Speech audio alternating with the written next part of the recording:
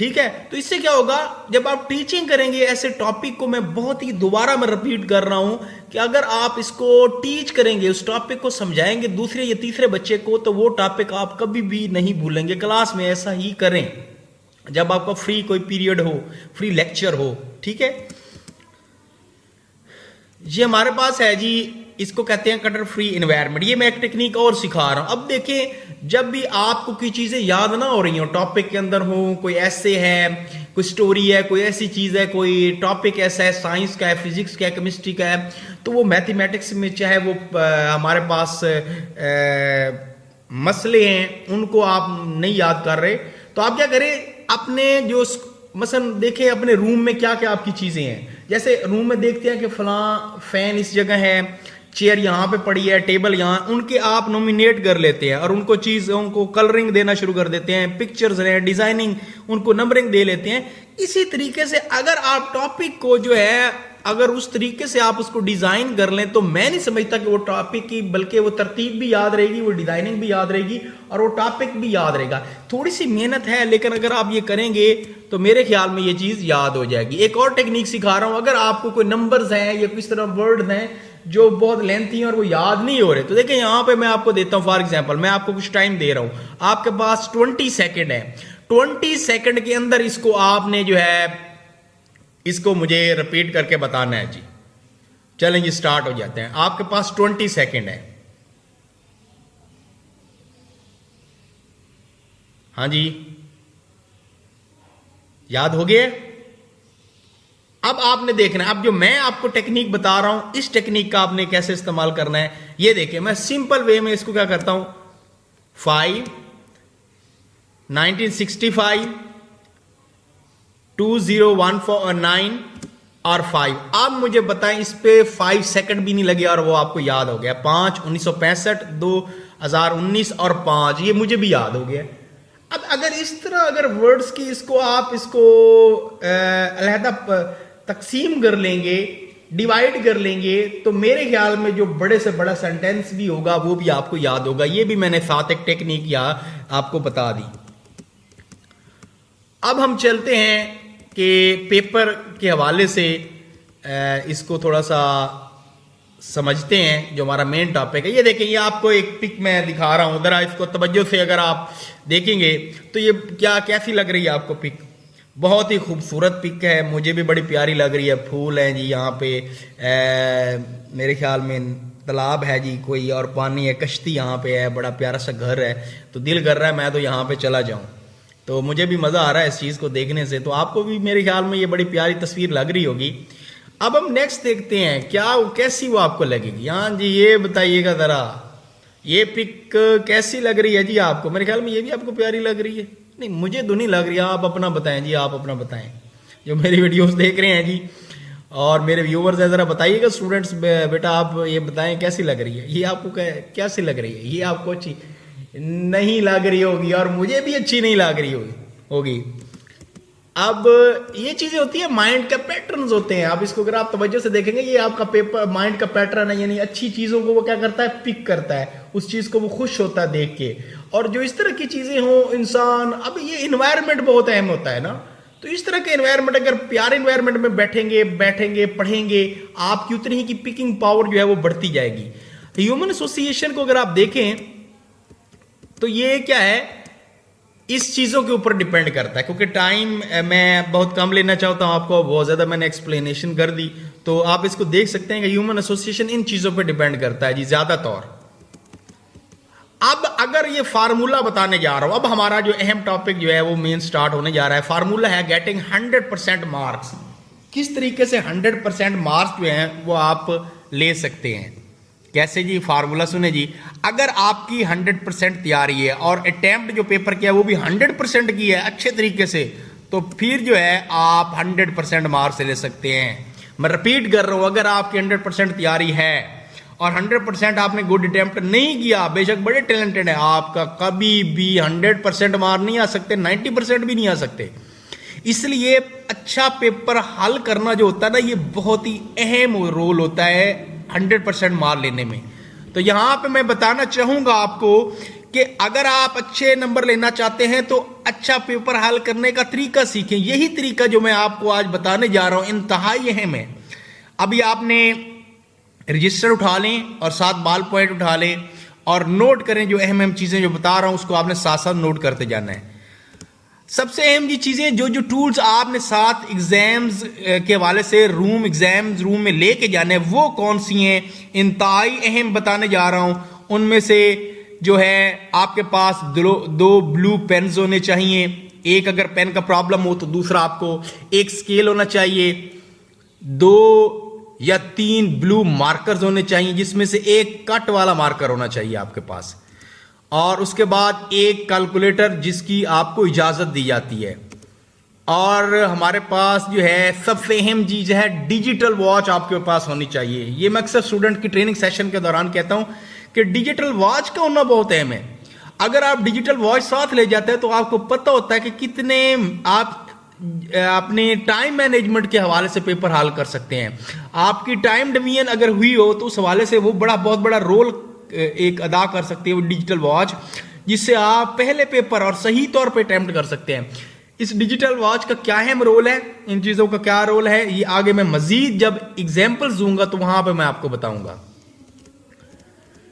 इसको समझते हैं जी। नेक्स्ट, आप नंबर अच्छे क्यों लेना चाहते हैं, सबसे पहले इसको समझते हैं जी। यानी अगर आप अच्छे नंबर लेंगे तो आपकी इज्जत है, रिस्पेक्ट है। More marks is passport to the intelligence, बिल्कुल है। और आपके वालिदैन खुश होंगे जी, अच्छे नंबर हैं। ये वजूहात हैं। सोसाइटी आपकी तारीफ करेगी, ये तो बड़ा अच्छा बेटा है जी, ये तो बड़ी अच्छी बेटी है, इसने इतने अच्छे नंबर लिए हैं जी। अच्छा जी, दूसरी साइड पे आपका नॉलेज बढ़ेगा। ये होते हैं अच्छे नंबर। क्यों आप यानी कि आप नंबर लेना चाहते हैं, ये आपका नॉलेज बढ़ेगा उससे। उसके बाद क्या होगा, आपका फ्यूचर जो है वो सिक्योर होगा। फ्यूचर में आप आगे बढ़ सकते हैं। क्योंकि टाइम को मद्देनजर रखते हुए मैं जल्दी जल्दी इसको अब थोड़ा थोड़ा बताता जाऊंगा। और स्कॉलरशिप आपके लिए हो जाएगा। आज जब आप 9th 10th के बाद मैट्रिक के बाद एफएससी में जाएंगे या एफए में जाएंगे, आपकी तो फीस क्या वो आपसे लेंगे, आपको स्कॉलरशिप बल्कि देंगे। और आगे हम समझते हैं, क्या आप भी 85% तक लेना चाहते हैं? तो आए जी, हम सीखते हैं जी। इंपॉर्टेंस ऑफ रिजल्ट क्या है। अगर आपके हाई नंबर है तो easily get the stream of your choice, आप मर्जी से अपना वो चॉइस कर सकते हैं, आपने कौन सी फील्ड में जाना है, ठीक है ना। तो इसके लिए ई कैट एम कैट में आप अप्लाई कर सकते हैं। सर्टिफिकेट ऑफ बोर्ड एग्जाम आपको वो दिया जाएगा। ये हैं रिजल्ट्स की इंपॉर्टेंट। योर गोल्स जो हैं वो इजी आप उसको अचीव कर लेंगे, अच्छे नंबर होंगे तो। अगर आप अटेम्प्ट पेपर अच्छा होगा तो अच्छे नंबर होंगे ना, और जब पेपर ही अटेम्प्ट अच्छा नहीं होगा तो कहां से आपके वो गोल्स अचीव होंगे। तो गुड मार्क्स, गुड कॉलेज और यूनिवर्सिटी मीन के आप अच्छी यूनिवर्सिटी को अचीव कर लेंगे, अच्छे कॉलेज में आपका एडमिशन हो जाएगा, तो आपको स्कॉलरशिप मिल जाएगा। तो ये चीजें हैं इंपॉर्टेंस ऑफ। याद रखिएगा, बहुत अहम बताने जा रहा हूं, आपने एग्जाम्स के दौरान स्ट्रेस में नहीं रहना। इसका बहुत बड़ा रोल होता है। आपने खुश खुश रहना है जी। इन चीजों को आपने समझना। Stress is enemy of for the student है। इसमें स्टोमच, मैं आपको बता रहा हूं, स्टोमिक क्रैम्प्स हो सकते हैं, absence of the hunger and sleep, ठीक है ना, ब्लैंक माइंड, ठीक है ना। ये वो चीजें हैं जो स्ट्रेस के साइंस होते हैं भाई। इसको तवज्जो से आपने दोबारा मैं बताना और सुनना है। एग्जाम्स के दौरान ये स्ट्रेस इस तरह का नहीं लेना, इसके असरात बड़े अजीब होंगे। बिल्कुल फ्रेश माइंड में, जिस तरह पीछे मैंने बताया नींद को पूरा करना, ये कुछ टेक्निक है, आगे मैं बताऊंगा क्योंकि टाइम नहीं है इसको मैं। हाँ, पॉजिटिव स्ट्रेस होता है, गोल ओरिएंटेड होता है, ठीक है ना। आपकी कंसंट्रेशन, आपको फोकस होता है, इस तरीके से आपको ये पॉजिटिव स्ट्रेस होता है। मैं थोड़ा थोड़ा बताऊंगा। नेगेटिव स्ट्रेस होता है, मिसाल के तौर पे आपकी आवर कैपेसिटी इज कंसंट्रेट है, best way to avoid the negative stress, to avoid the negative interaction. यानी कि अगर ये जो नेगेटिव स्ट्रेस होता है ये क्या करता है, आपकी तवज्जो भी नहीं होती और क्या होता है वो आपकी एक तरह की वहां से कंसंट्रेशन भी हटा देता है। तो कॉन्फिडेंस बड़ा इंपॉर्टेंट होता है जी। इसके अंदर आप कॉन्फिडेंस और कभी भी फूड और रेस्ट को अवॉइड नहीं करना, ये मैं पहले एक्सप्लेन कर चुका हूं। आपने क्या, एग्जामिनेशन हॉल में आपने टाइम पे पहुंचना है और आपने अपने रोल नंबर स्लिप आपने साथ लेके जानी है। अपना जो सामान मैंने पहले बताया वो अपना साथ लेके जाना है। और डिवीजन ऑफ टाइम बड़ी इंपॉर्टेंट है। इसके लिए डिजिटल वॉच का जो है इस्तेमाल आपने करना है। हम नेक्स्ट चलते हैं जी, इसको देखते हैं जी। अब हम देखते हैं कि मार्क्स जो है आपने किस तरह अच्छे ले सकते हैं। ये आज के पेपर आपने हल कैसे करना है। सबसे अहम जो चीज होती है कि your answer, what you have written in your answer, how much content, keywords of the subject, topic जो है उसके रेलिवेंट हो, in hand of the checker, how the checker gets your answer is that what he want, आप board answer किया want. ये चीजें बड़ी अहम है जी। अगर आप इसको आगे नेक्स्ट फिर इसको देख लेते हैं, मैं इसको एक्सप्लेन कर देता हूं। अब बेसिक एग्जाम्स के टॉप टिप्स है ना, मैं जल्दी जल्दी इसको रीड करूंगा, आप तवज्जो से सुनिएगा इसको। Please do read the question carefully. जब पेपर आपको मिले एग्जाम्स के दौरान तो आपने पेपर को अच्छे तरीके से पढ़ना है। Do right the answer number before attempting the answers, यानी कि वहां नंबरिंग आपने दे लेनी है। फॉलो द वर्ड लिमिट्स का भी ख्याल रखना है। टीडी और क्लियर सेंटेंसेस आपकी होने चाहिए, बिल्कुल साफ होने चाहिए। और after writing review your answer, जब आप राइट कर लें तो वो जो डिजिटल वॉच है, ये आगे एग्जाम्पल दूंगा, उसका इस्तेमाल करते हुए आपने उसको रिव्यू भी करना है। तो मैनेज टाइम बड़ा इंपॉर्टेंट है। ये देखिए फॉर एग्जाम्पल ये चीजें हैं, इसको अगर आप राइट करते हैं effectively, how to write effectively कैसे कर सकते हैं, तो इस तरीके से आपने यूज कर सकते हैं पेपर का। आपने लाइनें लगानी है, लाइनें लगाने के बाद एक बड़ी अहम बात बताने जा रहा हूं। अगर आप चाहते हैं कि आपका जो है वो जो आपने आंसर लिखा है, तो काश कि ये 2 लाइनें जो एग्जामिनर है ये देख ले, तो क्या करेंगे, आपने उसको अंडरलाइन कर देना है मार्कर के साथ, काटे वाले के साथ नहीं, दूसरे के साथ आपने उसको अंडरलाइन करेंगे। तो जब वो चेक कर रहा होगा तो उसकी नजर लाजमी उस पर रुकेगी, और वो जो आप चाहते होंगे कि काश ये वो लाइन लाजमी पढ़ ले, जिससे वो उसकी क्वेश्चन की आंसर की इंपॉर्टेंस जो है वो बढ़ जाएगी। और जब भी आपने कोई भी न्यूमेरिकल करना है, कोई मैथमेटिकली आप क्वेश्चन करते हैं, तो उसको लाजमी बॉक्स की फॉर्म में बनाएं। यहां मैं एक और बात करना चाहूंगा, साइंस, क्योंकि मैं भी साइंस का स्टूडेंट हूं और साइंस का टीचर भी हूं, तो मैं यहां पे बात बताना चाहता हूं कि जब भी आप कोई भी यूनिट लेते हैं, उसको आप कन्वर्ट करते हैं, तो जब आंसर लेंगे दोबारा उसी फॉर्म में आपने कन्वर्ट करना है। इसको तवज्जो से, जिस यूनिट को आपने तब्दील स्टार्ट में किया था उसको दोबारा उसी फॉर्म में लेके जाना है, तब वो आपके पूरे नंबर आएंगे, अदरवाइज एक नंबर वो काट लेंगे। अब नेक्स्ट चलते हैं जी हम, ये वही चीज अब हम देखते हैं पिक्चर कैसे बनानी है। अंडरलाइन का भी मैंने तरीका बता दिया कि आपने अंडरलाइन करना चाहते हैं, आपने पिक्चर हमेशा बॉक्स में बनानी है। ये नेक्स्ट एग्जांपल मैं दूंगा एग्जाम्स के हवाले से। पिक्चर को हमेशा बॉक्स की फॉर्म में बनाना है जी। और टाइम मैनेजमेंट की ये बहुत बड़ी स्टूडेंट जो है ना मिस्टेक करते हैं। दूसरा, प्रॉपर क्वेश्चन पेपर को रीड नहीं करते, ये बड़ी जो बहुत बड़ी मिस्टेक होती है स्टूडेंटों से। रिवीजन लाजमी किया करें। काइंडली मैं दोबारा रिपीट कर रहा हूँ, लास्ट 5 मिनट कम से कम आपके डिजिटल वॉच के थ्रू जो है ना आपने ये मैनेज अगर किया हुआ है, तो पेपर को पहले ही मैनेज आपने करके रखना है। आप दूसरे हवाले से डायग्राम बनाएं, बिल्कुल क्लियर होनी चाहिए, उसको लेबल करें, और जो हमारे पास जो है ना उसको फिगर नंबर भी बकायदा दें, ABC, या उसको अलिफ बे, इस हवाले से आप उर्दू का से दे सकते हैं। अब मैं यहाँ पे बता रहा हूँ अहम पॉइंट, ये बड़े अहम पॉइंट है, अक्सर बच्चे मिस्टेक करते हैं जी। मैं ट्रेनिंग सेशंस के अंदर ये बात बताता हूँ कि do not solve the replacement question, यानी कभी भी आपने ये क्वेश्चन नहीं करने, एक्स्ट्रा क्वेश्चन करने की जरूरत नहीं है। If you do not know about the number of heading then do not give the indication. अगर आपको पूरी हेडिंग नहीं आती, मसलन 15 हेडिंग बनती थी, तो आपको हेडिंग सिर्फ 13 आती हैं या 12 आती हैं या 11 आती हैं, तो कभी भी इसकी नंबरिंग ना दें, 1 2 3 4 5 6 कभी ना दें, सिर्फ स्टार बना दें, स्टार बना दें, सर्कल बना दें। और यहां मैं बताऊंगा रोल नंबर और बुक नंबर का याद होना बहुत ही अहम इसका रोल है आपके एग्जाम्स बोर्ड के हवाले से। आपको रोल नंबर का याद होना ज़बानी, उर्दू में भी, इंग्लिश में भी, और वैसे आपको डिजिट्स की फॉर्म में भी याद होना चाहिए। और बुक नंबर, जो आपको वो आंसर शीट दी जाएगी उसके ऊपर एक खास किस्म का नंबर होगा, उसको भी आपने याद रखना है। एग्जाम उसी पेपर की हद तक, आगे कोई याद नहीं कि उसको हमेशा आपने लिख लेना और याद कर लेना, नहीं। वो क्योंकि आपने MCQs की शीट दी जाएगी, जो वो आपको क्वेश्चन पेपर दिया जाएगा, उसी पे जब आप उसको हल करेंगे तो वहां पे वो आपने बकायदा बुक नंबर देना होता है। Do not start the paper at the back side of first page. ये अहम बात है, बच्चे भूल जाते हैं, जिस पे आप सारा नाम, क्लास, सब्जेक्ट, एवरीथिंग और डेट, रोल नंबर लिखते हैं बोर्ड की उस शीट के ऊपर, उसकी पहली शीट पे ऊपर कुछ भी नहीं लिखना आपने, क्योंकि ये शीट का वो उस शीट को साथ ले जाते हैं, जिससे क्या होता है वो आपका क्वेश्चन भी साथ चला जाता है। तो ये काइंडली इसका ख्याल कीजिएगा।